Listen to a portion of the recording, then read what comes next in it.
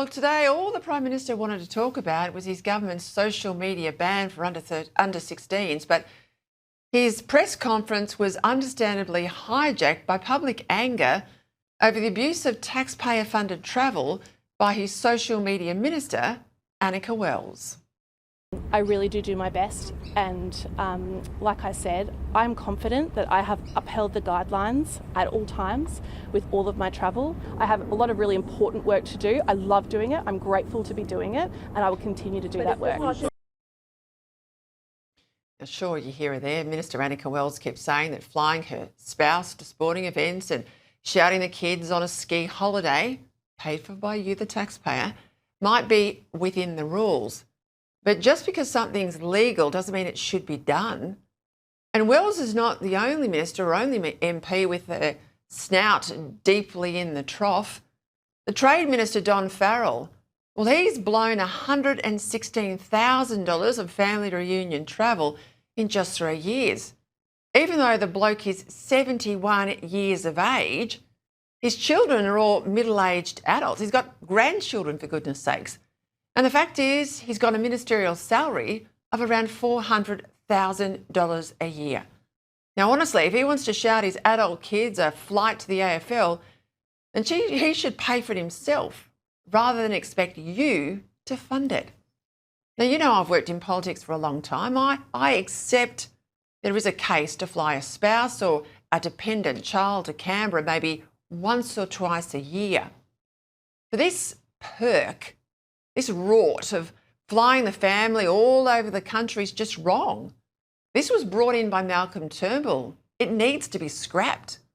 As far as I'm concerned, it is a rort, and I'm surprised it's taken this long to blow up, because have a look at some of this spending. Fatima payment, $118,000 in family reunion flights. Labor frontbencher Patrick Gorman, $112,000. Coalition MP Andrew Wilcox, he's charged you a whopping $123,000 in flights for wife and kids. Today, the opposition blasted Wells for letting the travel rorts affair take her eye off the ball during this social media ban. And some of those social media platforms that I won't name here that have been rising on the App Store's download list today, people have been warning about them for weeks. There's nothing stopping the minister from doing it today or yesterday or last week, except I think, frankly, the distraction of her expenses scandal, which really has meant she hasn't had her eye on the ball. Fair enough. Good points, James Patterson. But why aren't the opposition demanding that the rules are changed? It's scrapped. Scrapped. They should commit to do that should they win the next election.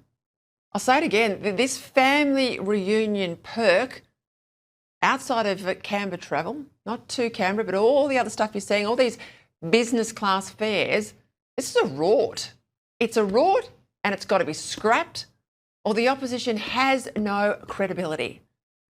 Now, for the record on the social media ban, I support it in principle because I do accept there is a direct correlation between the explosion in mental health amongst our children and the widespread use of smartphones.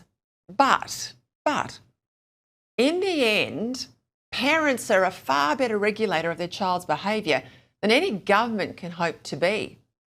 And in the end, it's parents that give their kids these phones. It's parents that pay these bills every month. And government legislation or not, there's nothing to stop parents now putting an end to the use of these smartphones or anything else that might hurt their kids if they really want to do it. And while there's a host of MPs out today celebrating this world-first policy, I tell you what, I am struck by a massive contradiction. We have now legislated in this country to stop kids using social media before they're 16 because we say it hurts their mental health, because we say they're not adult enough to use it wisely. At the same time, though, we allow a 4-year-old to tell us they are trapped in the wrong body. At the same time, we allow minors to take life-altering drugs to change their gender. At the same time, we allow a boy to change his birth certificate to become a girl. Too young for Instagram, we're told, but old enough to mutilate their bodies. Go figure.